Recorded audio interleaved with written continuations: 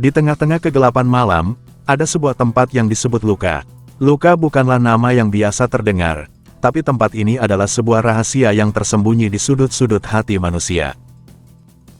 Seolah-olah terbentuk dari reruntuhan emosi dan kenangan.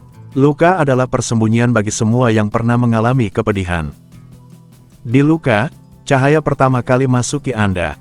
Mungkin terlihat aneh untuk mengatakan bahwa terang berasal dari tempat yang penuh dengan luka batin, tapi itulah keajaiban yang ada di dalamnya. Cahaya itu muncul di saat-saat paling gelap. Ketika hati terasa hancur, ketika air mata mengalir, itulah saat luka membuka pintu untuk cahaya yang tak terduga. Itu datang dalam bentuk dukungan dari teman-teman yang peduli, kata-kata bijak yang menginspirasi, atau bahkan hanya senyum tulus yang muncul di tengah kesedihan. Luka adalah tempat di mana kita memahami arti sejati dari empati dan belas kasih. Ini adalah tempat di mana kita belajar untuk menghargai setiap detik hidup, karena kita tahu betapa rapuhnya eksistensi kita. Di luka, kita merasakan kekuatan untuk melawan kegelapan dan membiarkan cahaya masuk. Dan ketika itu terjadi, luka bukan lagi tempat yang menakutkan, melainkan tempat yang penuh dengan harapan.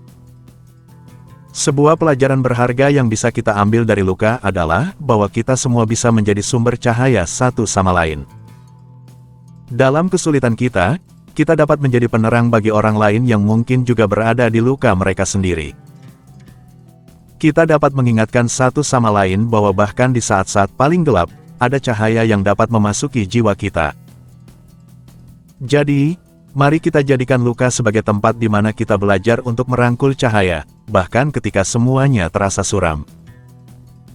Mari kita jadikan luka sebagai tempat yang mengajarkan kita arti sejati dari keberanian, ketabahan, dan kasih sayang.